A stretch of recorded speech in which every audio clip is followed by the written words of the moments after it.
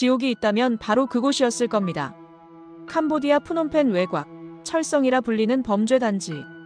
인간이 상품으로 팔리는 범죄 제국이었습니다. 매일 수십 명이 고문당하고 죽어나갔죠. 위성 감시도 통하지 않고 무장 용병이 지키는 요새였죠. 그 안에서 수백 명이 노예처럼 갇혀 살고 있었습니다. 현지 정부는 입을 닫았고 국제기구조차 손을 떼었습니다. 그러나 대한민국은 자국민을 절대 포기하지 않습니다. 48시간 만에 구조팀이 도착했고 일주일 만에 전원을 구출했습니다. 그들은 국적을 따지지 않았습니다. 같은 나라 사람이든 아니든 그곳에 갇힌 모든 인간을 구했습니다. 대체 무슨 일이 벌어진 겁니까? 그 전에 잠깐 1초 만에 누를 수 있는 구독, 좋아요 버튼을 꾹 눌러주시면 영상 제작에 아주 큰 힘이 됩니다. 그럼 바로 시작하겠습니다. 냄새였습니다. 저는 CIA에서 20년간 일하며 죽음의 냄새를 배웠습니다. 철과 피가 섞인 그 냄새 말이죠. 캄보디아 프놈펜 외곽, 지도에도 없는 그곳에서 저는 그 냄새를 맡았습니다. 그리고 직감했죠. 이곳은 지옥이다. 공항에서 78km 떨어진 곳이었습니다. 위성 지도에는 농업 단지로 표시되어 있었죠. 하지만 저는 CIA 위성 인프라 자료를 통해 다른 걸 봤습니다. 열감지 지도였습니다. 밤 11시에도 불타오르는 건물들이 보였죠. 일정한 주기로 켜졌다 꺼지는 조명 패턴도 확인했습니다. 이건 농장이 아니었습니다. 저는 20년간 이런 데이터를 분석해왔습니다. 노동 집약형 구속 단지의 열 패턴이었죠. 군 시설도 아니었습니다. 뭔가 다른 것, 더 끔찍한 무언가가 그곳에 있었습니다. 현지 협력자와 함께 버려진 고속도로를 따라 이동했습니다. 차 안은 습했습니다. 철의 냄새가 공기 속에 섞여 들어왔죠. 창문을 닫아도 소용없었습니다. 그 냄새는 이미 폐 깊숙이 들어와 있었습니다. 그때였습니다. 낮게 깔린 총성 한 발이 들렸습니다. 저는 본능적으로 몸을 숙였습니다. 하지만 운전자는 브레이크를 밟지 않았죠. 속도도 줄이지 않았습니다. 그저 창밖을 가리키며 말했습니다. 여기선 아무도 경고 사격 안 해요. 그건 시작이죠. 무슨 말입니까? 저는 창밖을 봤습니다. 그리고 얼어붙었습니다. 시체 하나가 도로 옆에 버려져 있었습니다.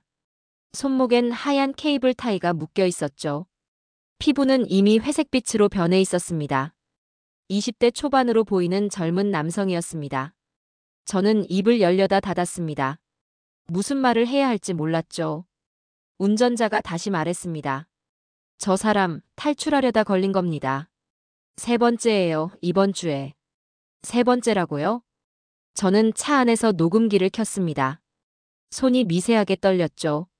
CIA 시절 보고서에서 본 한 문장이 머릿속을 스쳤습니다. 그들은 사람을 수출품으로 분류한다. 그 순간 저는 이해했습니다. 이곳은 범죄의 중심지가 아니었습니다. 이건 경제 시스템이었습니다. 살아있는 인간이 상품으로 거래되는 시장이었죠. 팔리고 교환되고 폐기되는 곳이었습니다. 저는 창밖을 계속 응시했습니다. 멀리 철조망이 보이기 시작했죠. 그 뒤로 거대한 콘크리트 건물들이 줄지어 서 있었습니다. 위성 사진에서 본 그 구역이었습니다. 하지만 실제로 보니 더 거대했습니다. 저는 협력자에게 물었습니다. 저곳이 철성입니까? 네. 철의 낙원이라고 부르죠. 들어가면 나올 수 없는 곳입니다. 철의 낙원이라고요? 저는 비웃음이 나왔습니다. 어떤 미친놈이 지옥을 낙원이라 부릅니까? 차가 천천히 멈췄습니다. 더 이상 갈 수 없는 지점이었죠. 저는 차에서 내려 쌍안경을 들었습니다. 그리고 건물 외벽을 자세히 봤습니다. CCTV가 50m마다 설치되어 있었습니다. 무장 경비원들이 순찰하고 있었죠. 건물 옥상엔 조명탑이 세워져 있었습니다. 이건 감옥이었습니다. 아니, 감옥보다 더 나쁜 곳이었습니다. 저는 녹음기에 대고 속삭였습니다. 여기는 캄보디아 프놈펜 외곽. 나는 지금 인간이 상품으로 팔리는 시장 앞에 서 있다. 이곳의 이름은 철성. 철의 낙원이라 불리지만 나는 냄새만으로 알 수 있었다. 이곳은 지옥이다. 그날 밤 저는 임시 숙소로 돌아왔습니다. 잠을 잘 수 없었죠. 머릿속엔 케이블 타이에 묶인 손목이 계속 떠올랐습니다. 저는 노트북을 열어 보고서를 작성하기 시작했습니다. 하지만 손가락이 키보드 위에서 멈췄습니다. 이건 단순한 범죄 보고서가 아니었습니다. 이건 인류의 수치였습니다. 저는 창밖을 봤습니다. 어둠 속에서 철성의 조명이 희미하게 빛나고 있었습니다. 그리고 저는 맹세했습니다. 이 지옥을 끝내지 못한다면 내가 배운 모든 정보학은 아무 가치도 없다고 말입니다. 푸놈펜 남쪽 임시 구호소였습니다. 저는 그곳에서 한 남자를 만났죠. 첫인상은 충격이었습니다. 피부는 화상으로 일그러져 있었습니다. 왼쪽 팔 전체가 검게 타들어가 있었죠. 손목엔 전기 고문 흔적이 선명했습니다. 붉은 띠 모양으로 살이 녹아내린 자국이었습니다. 저는 의자를 끌어당겨 그의 맞은편에 앉았습니다. 이름이 어떻게 되십니까? 그는 대답하지 않았습니다. 눈동자만 저를 향했죠. 초점이 흐릿했습니다. 살아있지만 죽은 것 같은 눈이었습니다. 저는 다시 물었습니다. 언제 구조되셨습니까? 침묵이었습니다. 의료진이 옆에서 말했습니다. 말을 거의 안 해요. 트라우마가 심합니다. 저는 고개를 끄덕였습니다. 이해할 수 있었죠. 20년간 수많은 피해자들을 봐왔습니다. 고문당한 사람들의 침묵은 방어기제였습니다. 하지만 저는 기다렸습니다. 10분이 지났습니다. 20분이 지났죠. 저는 그저 앉아서 그를 바라봤습니다. 말을 강요하지 않았습니다. 그때였습니다. 그의 입술이 떨렸습니다. 그리고 한 문장을 내뱉었죠. 그들은 나에게 한국말을 가르쳤어요. 저는 얼어붙었습니다. 한국말이라고요? 무슨 말씀이십니까? 그가 고개를 들었습니다. 눈에 눈물이 고였죠. 저는 베트남 사람입니다. 하지만 그들은 저에게 한국어를 가르쳤어요. 한국 사람처럼 말하라고 했습니다. 한국 사람을 속이라고 했죠. 저는 숨이 막혔습니다. 이게 무슨 소립니까? 그는 계속 말했습니다. 전화기를 주고 스크립트를 읽게 했어요. 한국에 있는 사람들한테 전화하는 거였습니다. 은행 직원인 척, 경찰인 척, 검사인 척 말이죠. 보이스피싱이었습니다. 하지만 이건 단순한 보이스피싱이 아니었습니다. 이건 조직적인 범죄 시스템이었죠. 저는 서류 가방을 열었습니다. 수개월간 모은 자료들을 꺼냈죠. 범죄 지도, 금융 추적선, 해킹 로그, 통화 기록들이었습니다. 모든 화살표가 한 방향을 가리키고 있었습니다. 대한민국. 저는 손이 떨렸습니다. 이해할 수 없었죠. 한국인이 저 같은 한국인을 속이고 있다는 겁니까? 그가 고개를 끄덕였습니다. 조직원 대부분이 한국 사람이었어요. 젊은 사람들이었죠. 20대, 30대. 그들도 처음엔 속아서 온 거라고 했습니다. 하지만 살아남으려면 다른 사람을 데려와야 한다고 했어요. 저는 입을 다물 수 없었습니다. 이건 피해자가 가해자가 되는 구조였습니다. 인간이 인간을 사냥하는 시스템이었죠. 저는 노트북을 열어 음성 파일을 찾았습니다. 캄보디아 단지 내부에서 녹음된 통화였습니다. 유엔 해킹팀이 확보한 자료였죠.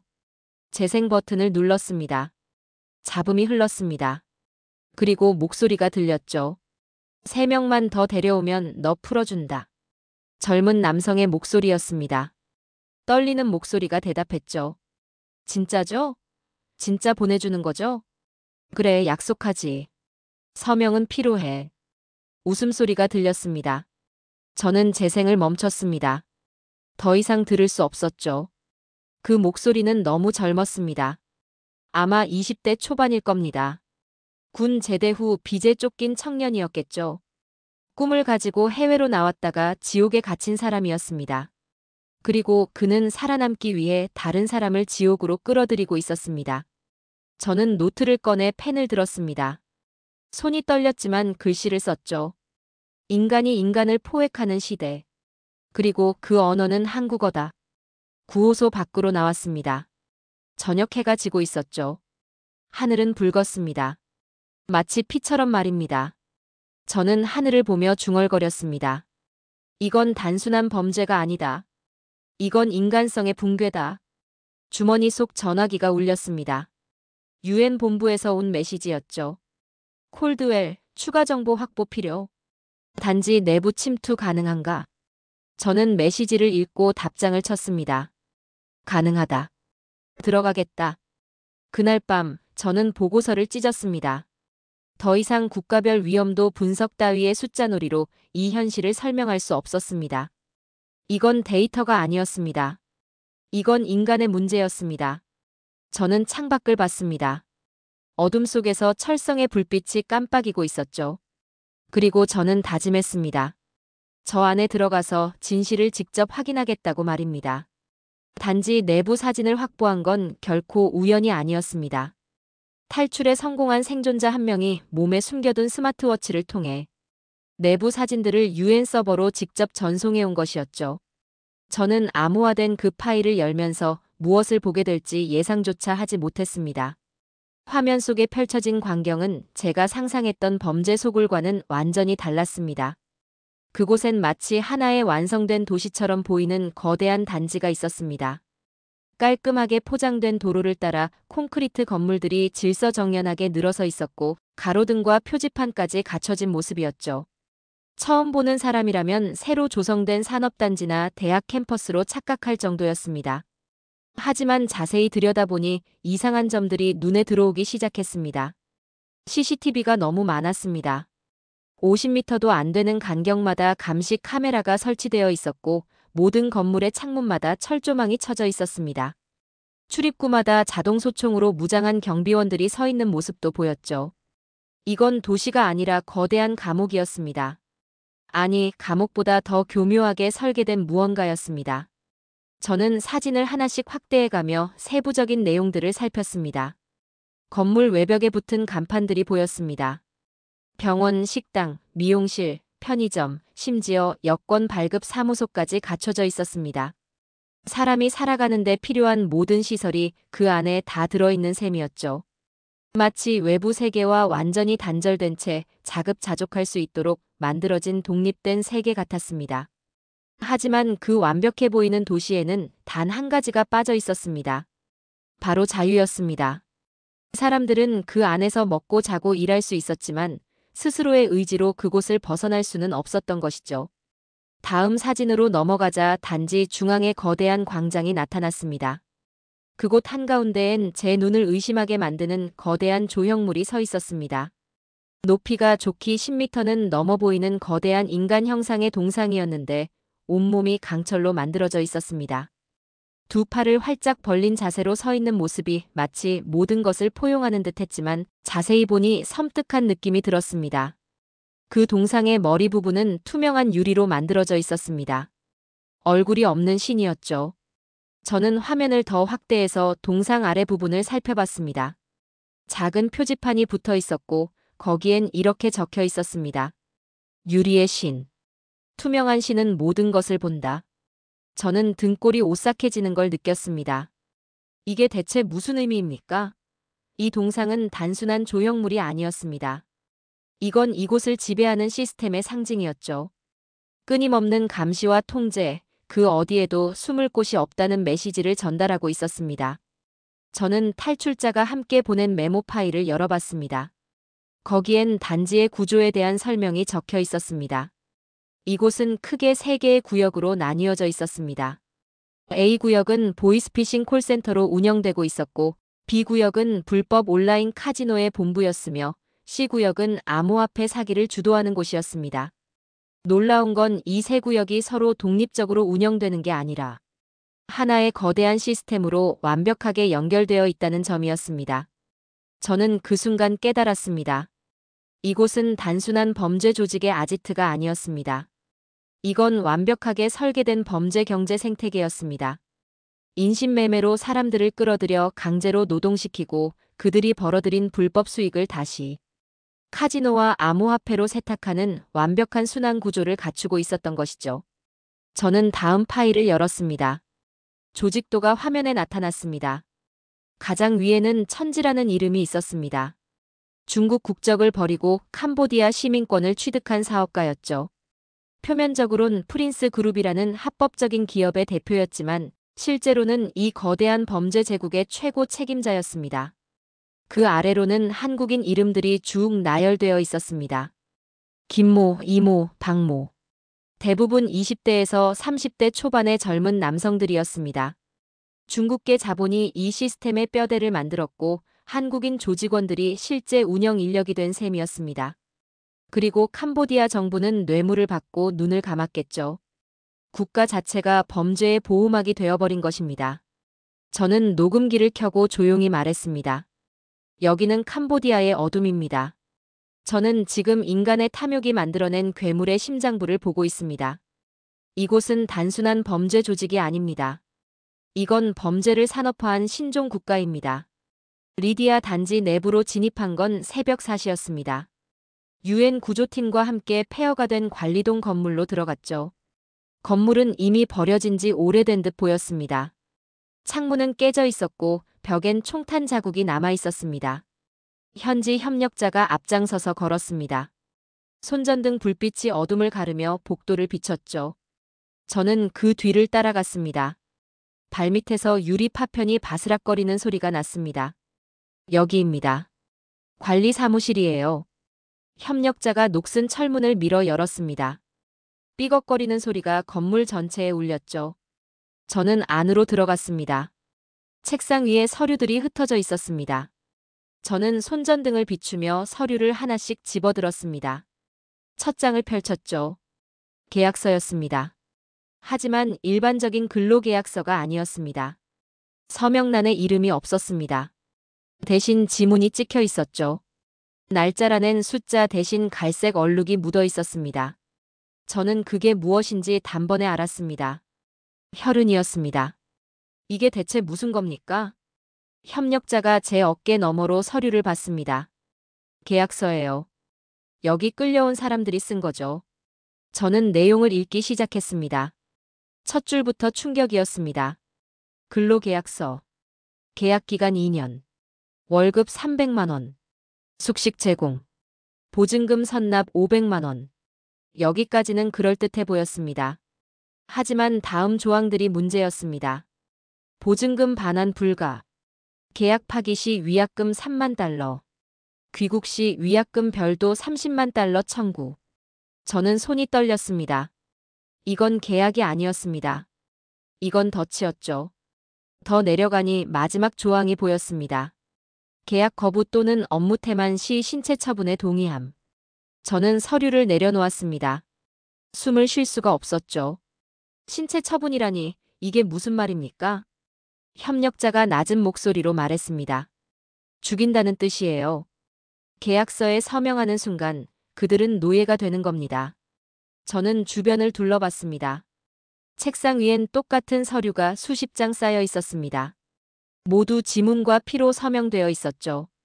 저는 그 서류들을 하나하나 넘겨봤습니다. 20대 초반부터 40대까지 다양한 연령대의 사람들이었습니다. 한 장을 집어들고 자세히 봤습니다. 서류 하단에 작은 글씨로 발행처가 적혀 있었습니다. 프린스 코퍼레이션. 프린스 코퍼레이션이라 들어본 적 있습니까? 협력자가 고개를 끄덕였습니다. 캄보디아에서 제일 큰 기업이에요. 부동산, 카지노, 건설업까지 손대지 않는 게 없죠. 대표는 천지라는 중국인이에요. 저는 즉시 위성 단말기를 꺼내 UN 서버에 접속했습니다. 천지라는 이름을 검색했죠. 몇 초 후 정보가 뜨기 시작했습니다. 천지. 56세. 중국 광저우 출신. 2015년 캄보디아로 이주하며 국적 변경. 프린스 그룹 설립자 겸 대표이사. 캄보디아 정부 고문 역임. 저는 화면을 내렸습니다. 더 많은 정보가 나타났죠. 2018년 인신매매 혐의로 국제형사경찰기구 수배. 2019년 캄보디아 정부의 보호로 수사 중단. 현재 프놈펜에 거주 중. 국가가 범죄의 장막이 된 셈이군요. 저는 중얼거렸습니다. 천지는 중국에서 도망쳐 캄보디아로 왔고 그곳에서 정부를 매수해 자신을 보호했던 것입니다. 그리고 그 보호막 아래에서 이 거대한 범죄 시스템을 구축했던 거죠. 저는 서류 뭉치를 가방에 넣었습니다. 이건 증거였습니다. 이 계약서 한 장 한 장이 범죄를 증명하는 결정적인 자료였죠. 이 서류들을 전부 가져가야 합니다. 협력자가 주변을 살폈습니다. 서두르세요. 순찰대가 곧 올 시간입니다. 저는 책상 서랍을 열었습니다. 안에 USB 하나가 있었죠. 저는 그것도 집어넣었습니다. 나중에 확인해 봐야겠다고 생각했습니다. 밖으로 나오는 길에 저는 다시 한번 계약서를 꺼내봤습니다. 지문과 피로 서명된 그 종이를 보며 저는 조용히 속삭였습니다. 이건 행정문서가 아니다. 이건 인류의 수치다. 새벽 하늘이 밝아오고 있었습니다. 저는 가방을 꽉 움켜쥐고 차에 올랐습니다. 이 서류들을 세상에 공개해야 했습니다. 그래야 이 지옥을 끝낼 수 있었죠. 협력자가 운전석에 앉으며 물었습니다. 이제 어디로 가시겠습니까? 저는 대답했습니다. UN 본부로 갑니다. 이 증거들을 전송해야 합니다.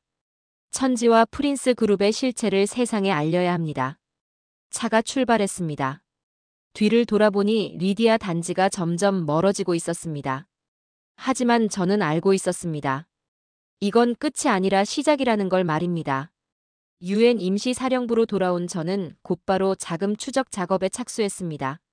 사장에서 확보한 서류들과 USB 안에는 방대한 금융거래 내역이 들어있었습니다.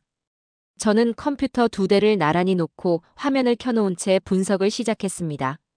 가상화폐 거래 내역, 페이퍼 컴퍼니 명단, 해외 송금 기록들이 끝없이 이어졌습니다. 언뜻 보기엔 완전히 무작위로 흩어진 것처럼 보였죠. 하지만 저는 20년간 CIA에서 이런 자금 세탁 패턴을 추적해왔습니다. 무질서 속에도 반드시 규칙이 있다는 걸 알고 있었습니다. 3시간 동안 데이터를 정리하고 나니 하나의 흐름이 보이기 시작했습니다. 모든 거래가 복잡하게 얽혀 있었지만 한 가지 공통점이 있었습니다. 한국 내 송신 계좌였습니다. 저는 첫 번째 거래 기록을 자세히 들여다봤습니다. 서울에 있는 중소 IT 기업 명의의 계좌에서 출발한 돈이었습니다. 명목은 해외 투자 자금이었죠. 그 돈은 홍콩의 페이퍼 컴퍼니로 송금됐고 거기서 다시 싱가포르의 또 다른 유령 회사로 이동했습니다. 그리고 최종 목적지는 프린스 그룹 산하의 부동산 개발 회사였습니다. 형식상으로는 완벽한 해외 투자였습니다. 하지만 실제로는 불법 노동단지 건설 자금이었던 것이죠. 현지 금융 분석관이 제 옆에 앉아 있었습니다. 그가 화면을 보며 말했습니다. 이 패턴이 반복되고 있네요. 한국에서 출발한 돈이 최소 3곳 이상을 거쳐서 캄보디아로 들어오고 있습니다. 총액이 얼마나 됩니까? 그가 계산기를 두드렸습니다. 지난 3년간 최소 8천만 달러입니다. 하나로 약 1,000억 원 정도 되겠네요. 저는 숨을 멈췄습니다. 1,000억 원이라니 이건 단순한 범죄 조직의 규모가 아니었습니다. 이건 거대 기업 수준의 자금이었습니다. 이 돈을 보낸 한국 기업들은 실제로 존재하는 곳들입니까? 분석관이 고개를 끄덕였습니다. 네, 모두 등록된 합법 기업들입니다. 서울, 부산, 대구에 있는 중소기업들이에요. 표면적으론 IT 개발, 무역업, 컨설팅 회사들이죠. 저는 이해했습니다. 이 기업들은 실제로 존재하지만 실체가 없는 회사들이었습니다. 자금 세탁을 위한 통로로 만들어진 것이죠. 누군가 이 시스템을 정교하게 설계했고 한국과 캄보디아를 연결하는 범죄 네트워크를 구축한 것입니다. 저는 녹음기를 켜고 조용히 말했습니다. 이건 범죄가 아니라 시스템입니다. 누군가는 이걸 설계했고 누군가는 승인했습니다. 그리고 수많은 사람들이 이 시스템의 희생양이 되었습니다. 다음 거래 내역을 추적하던 중이었습니다. 갑자기 무전기에서 잡음이 들렸습니다. 저는 볼륨을 높였죠. 콜드웰 들리십니까? 긴급 상황입니다. UN 구조팀의 목소리였습니다. 저는 무전기를 집어들었습니다. 여기 콜드웰입니다. 무슨 일입니까? 단지 내부에서 신호가 포착됐습니다. 신원불명의 한국인으로 추정되는 생존자가 구조 요청을 보내왔습니다. 위치는 B구역 17번 건물입니다. 저는 창밖을 봤습니다. 멀리 리디아 단지 방향에서 검은 연기가 피어오르고 있었습니다. 무언가 불타고 있었습니다. 지금 그곳에서 무슨 일이 벌어지고 있습니까? 확인되지 않았습니다. 하지만 열감지 카메라로 보니 건물 내부에 최소 20명 이상의 인원이 갇혀 있는 것으로 보입니다. 저는 책상 위에 서류들을 내려다봤습니다. 지문과 피로 서명된 계약서들, 자금 세탁 증거들, 조직도. 이 모든 게 중요한 증거였습니다. 하지만 지금 이 순간 그곳엔 살아있는 사람들이 갇혀 있었습니다. 저는 총기함을 열었습니다. 글록 권총을 꺼내 탄창을 확인했죠. 방탄조끼를 입고 헬멧을 썼습니다. 분석관이 놀란 표정으로 물었습니다. 어디 가시는 겁니까? 저는 장비를 챙기며 대답했습니다. 구조작전에 투입됩니다. 저는 20년간 데이터만 분석해왔습니다. 하지만 이제는 달라야 합니다. 숫자가 아니라 생명을 구할 시간입니다. 무전기를 들고 말했습니다. 구조팀 10분 안에 합류하겠습니다. 작전 준비하십시오. 저는 사령부를 나섰습니다. 차에 오르며 뒤를 돌아봤습니다.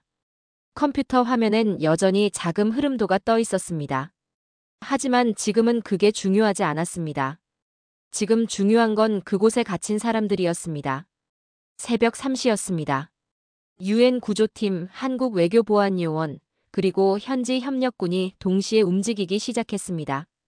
작전명은 리디아의 심장이었습니다. 리디아 단지 중심부에 남아있는 생존자들을 확보하는 것이 목표였죠. 저는 드론 열지도를 응시했습니다. 화면 위에 붉은 점 하나가 선명하게 표시되어 있었습니다. 생존자의 위치였습니다. 중앙동 B구역 17번 건물입니다. 거기 있습니다. 한국 외교보안요원이 제 옆에서 지도를 펼쳤습니다. 진입 경로는 두 갈래입니다. 정문은 경비가 삼엄하니 후문으로 우회하는 게 좋겠습니다. 저는 고개를 끄덕였습니다. 팀을 둘로 나눠 동시에 진입하기로 했죠. 저는 A팀을 이끌고 후문으로 향했습니다. 철제 게이트 앞에 도착했습니다. 자물쇠가 채워져 있었지만 구조팀원이 절단기로 빠르게 끊어냈습니다. 삐걱거리는 소리와 함께 문이 열렸습니다. 저는 팀원들에게 신호를 보내고 안으로 들어갔습니다. 건물 내부는 침묵이었습니다. 전등이 모두 꺼져 있었고 복도엔 아무도 없었습니다. 손전등 불빛만이 어둠을 가르며 앞을 비췄죠. 저는 총을 들고 조심스럽게 앞으로 나아갔습니다. 17번 건물 입구에 도착했습니다. 문은 잠겨 있지 않았습니다. 저는 천천히 손잡이를 돌려 문을 열었습니다. 안은 공장형 기숙사처럼 보였습니다. 책상들이 줄지어 놓여 있었고 컴퓨터 모니터들이 꺼진 채로 놓여 있었죠. 책상 위에 무언가가 놓여 있었습니다. 저는 가까이 다가가 그것을 집어들었습니다. 매뉴얼 한 권이었습니다. 표지를 보는 순간 저는 숨이 막혔습니다. 한국어 응대 스크립트 3.0. 저는 매뉴얼을 펼쳤습니다. 안엔 상황별 대화 스크립트가 빼곡하게 적혀 있었습니다. 은행 직원 역할, 경찰 역할, 검사 역할. 한국인을 속이기 위한 완벽한 시나리오였습니다. 한국인을 속이기 위해 한국인이 훈련받는다니. 저는 목소리가 갈라지는 걸 느꼈습니다. 총구를 내렸습니다. 더 이상 적을 찾는 게 아니라 희생자를 찾고 있다는 걸 깨달았죠. 그때 무전기에서 목소리가 들렸습니다. 에단, 지하실에서 생존자 발견했습니다. B팀이 확보 중입니다. 저는 즉시 지하로 내려갔습니다. 계단을 따라 내려가니 좁은 공간이 나타났습니다. 그곳엔 사람들이 웅크리고 앉아 있었습니다. 20명이 넘어 보였죠. 구조팀원이 저에게 보고했습니다. 총 27명 확인했습니다. 모두 한국인입니다. 저는 그들을 바라봤습니다. 겁에 질린 얼굴, 상처투성이 몸, 그리고 살아남았다는 안도감이 뒤섞인 표정들이었습니다. 저는 무릎을 꿇고 그들과 눈높이를 맞췄습니다. 이제 안전합니다. 우리가 데려가겠습니다. 한 젊은 남성이 떨리는 목소리로 물었습니다. 정말 집에 갈 수 있습니까? 저는 고개를 끄덕였습니다. 그렇습니다. 반드시 집으로 돌려보내드리겠습니다. 밖으로 나왔습니다. 새벽 햇살이 철성의 벽을 붉게 비추고 있었습니다. 그 피빛 반사광 속에서 생존자들이 하나둘씩 밖으로 나왔습니다. 저는 눈을 감았습니다. 그리고 조용히 속삭였습니다. 나는 정보로 세상을 분석해왔다. 하지만 오늘 인간을 구하는 법을 배웠다. 리디아 단지는 무너졌습니다. 하지만 불길은 아직 꺼지지 않았습니다. 저는 생존자 27명을 수송기에 태운 뒤 푸놈펜 공항의 임시 사령부로 향했습니다. 그곳에선 더 중요한 일이 기다리고 있었습니다. 증거를 세상에 공개하는 일이었죠. 사령부에 도착하자마자 저는 컴퓨터 앞에 앉았습니다. 지난 몇 주간 모은 모든 자료를 하드 드라이브에서 꺼냈습니다. 서류, 통화 기록, 위장 기업 명단, 자금 세탁 경로, 계약서 사본들이었습니다. 총 용량이 수백 기가바이트에 달했죠. 저는 이 파일들의 이름을 붙였습니다. 오메가 파일. 모든 걸 끝내는 최후의 증거라는 의미였습니다. UN 데이터 서버로 전송을 시작했습니다. 업로드 속도가 느렸습니다. 캄보디아의 인터넷 인프라는 불안정했죠. 하지만 저는 기다렸습니다. 화면을 뚫어져라 보며 퍼센트가 올라가는 걸 지켜봤습니다. 50%, 60%, 70%. 옆에서 보안 요원이 물었습니다. 이 자료가 공개되면 어떻게 됩니까? 저는 대답했습니다. 프린스 그룹이 무너질 겁니다. 천지는 체포될 것이고 한국 내 연결 고리들도 드러날 겁니다. 그리고 더 이상 이런 일이 반복되지 않을 겁니다. 업로드가 계속됐습니다. 80%, 85%. 그때였습니다. 갑자기 모니터에 붉은 경고창이 떴습니다. 신원불명 접속자 접근. 내부 침입 감지. 저는 키보드를 두드렸습니다. 누군가 제 컴퓨터에 해킹을 시도하고 있었습니다. 아마 프린스 그룹의 사이버팀이겠죠. 우리를 이미 보고 있었군요. 저는 미세하게 웃었습니다. 상대가 저를 막으려 한다는 건 이 파일이 그만큼 치명적이라는 증거였습니다. 좋습니다. 그럼 제대로 보게 해주죠. 저는 전송 방식을 바꿨습니다. UN 서버뿐 아니라 전 세계 주요 언론사와 인권단체에 동시에 파일을 배포하기 시작했습니다. 뉴욕타임스, BBC, 로이터, 국제 엠네스티, 휴먼 라이츠 워치. 모두 50곳이 넘었습니다. 보안 요원이 놀라 물었습니다. 무슨 짓을 하시는 겁니까? 승인도 없이 언론에 배포하면 안 됩니다. 저는 키보드에서 손을 떼지 않았습니다. 진실은 감출 수 없습니다. 이미 퍼졌습니다. 제 손이 떨렸습니다. 하지만 멈출 수 없었습니다. 92%, 95%. 순간 창밖에서 폭발음이 울렸습니다. 건물 전체가 흔들렸죠. 저는 의자에서 튕겨나갈 뻔했습니다. 공격받고 있습니다. 민병대입니다. 보안 요원이 소리쳤습니다. 총성이 들렸습니다. 프린스 그룹이 고용한 민병대가 사령부를 공격하기 시작한 것입니다. 저는 벽에 기대총을 꺼냈습니다. 하지만 눈은 여전히 화면을 향하고 있었죠. 97%, 98%. 조금만 더입니다. 조금만 더면 됩니다. 밖에서 폭발음이 계속 들렸습니다. 건물 유리창이 깨졌습니다. 연기가 안으로 들어왔죠. 그때 하늘에서 굉음이 들렸습니다. 프로펠러 소리였습니다. UN 헬기가 도착한 것입니다. 무전기에서 목소리가 들렸습니다. 콜드웰, 철수하십시오. 지금 당장. 저는 대답하지 않았습니다. 화면만 봤죠. 99%. 마침내 숫자가 바뀌었습니다. 100%. 전송 완료. 저는 키보드에서 손을 떼고 깊게 숨을 쉬었습니다. 모든 게 끝났습니다. 진실이 세상으로 흘러나간 것입니다. 저는 컴퓨터를 끄고 일어섰습니다. 밖으로 나가며 중얼거렸습니다. 이건 정보전이 아니다. 진실을 지키는 마지막 전투였다. 헬기가 착륙했습니다. 저는 마지막으로 사령부를 돌아봤습니다. 연기가 피어오르고 있었죠. 하지만 저는 웃고 있었습니다. 진실은 이미 퍼졌으니까요. 몇 달이 흘렀습니다. 제네바 UN 본부 회의실이었습니다. 저는 재판정 증인석에 앉아 있었습니다. 앞에는 국제사회를 뒤흔든 오메가 파일의 진실이 펼쳐져 있었죠. 각국 대표들이 저를 바라보고 있었습니다. 의장이 질문했습니다. 콜드웰 씨, 당신이 폭로한 이 문건으로 인해 아시아 8개국에서 총 1,200명이 구조됐습니다. 당신은 그 책임을 어떻게 느끼십니까? 저는 잠시 눈을 감았습니다. 캄보디아의 철성이 떠올랐습니다. 케이블 타이에 묶인 손목, 피로 서명된 계약서, 지하실에서 구조된 27명의 얼굴들이 스쳐 지나갔죠. 저는 천천히 입을 열었습니다. 책임이 아니라 회복입니다. 저는 오랫동안 숫자만 봤습니다.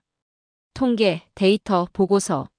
하지만 그 숫자 하나하나가 이름이었고, 가족이었고, 인간이었습니다. 회의장은 조용했습니다. 저는 말을 이어갔습니다. 저는 20년간 CIA에서 일하며 세상을 분석했습니다. 냉정하게, 감정 없이, 국가의 이익을 위해서요. 하지만 캄보디아에서 저는 배웠습니다. 진실은 총보다 강하고 구조는 전쟁보다 위대하다는 걸 말입니다. 한국 대표가 손을 들었습니다. 한국 정부와 민간 구조팀의 역할에 대해 말씀해 주시겠습니까? 저는 고개를 끄덕였습니다. 한국의 대응은 놀라웠습니다. 외교부, 경찰청, 민간 구조단체가 48시간 만에 현장에 도착했습니다. 그들은 국적을 따지지 않았습니다. 한국인이든 베트남인이든 중국인이든 그곳에 갇힌 모든 사람을 구했습니다. 그게 진정한 국가의 힘입니다. 제 목소리가 떨렸습니다. 하지만 계속 말했죠. 우리는 싸워서 이긴 게 아닙니다. 포기하지 않아서 살아남은 겁니다. 인간이 인간을 포기하지 않았기에 가능한 일이었습니다. 증언이 끝났습니다. 회의장 뒤편에 대형 스크린이 켜졌습니다. 거기엔 구조된 사람들의 이름이 하나씩 떠올랐습니다. 한글, 영어, 크메르어, 중국어, 베트남어. 서로 다른 언어들이 화면을 가득 채웠습니다. 1200개의 이름이었습니다. 1200개의 삶이었죠. 그 언어들이 모여 하나의 메시지를 만들었습니다. 인간은 인간을 포기하지 않는다. 저는 자리에서 일어났습니다. 회의장을 나서며 창밖을 봤습니다. 제네바의 새벽빛이 레만 호수를 붉게 물들이고 있었습니다. 평화로운 풍경이었습니다. 하지만 저는 알고 있었습니다. 세상 어딘가에선 여전히 누군가가 갇혀있고 고통받고 있다는 걸 말이죠. 숙소로 돌아온 저는 마지막 보고서를 작성하기 시작했습니다. 키보드를 두드리며 저는 적었습니다. 이것은 복수가 아닌 구원이었다. 나는 더 이상 정보요원이 아니다. 나는 인간이다. 그리고 인간으로서 나는 계속 싸울 것이다.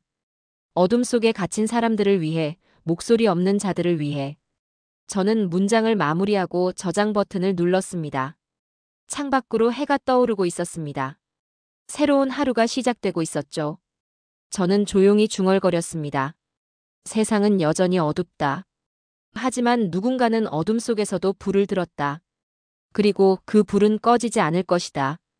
저는 가방을 챙겼습니다. 다음 임무가 기다리고 있었습니다. 어딘가에 또 다른 철성이 있을 것이고 저는 그곳으로 갈 것입니다. 더 이상 냉정한 분석가가 아닌 인간을 구하는 사람으로서 말입니다.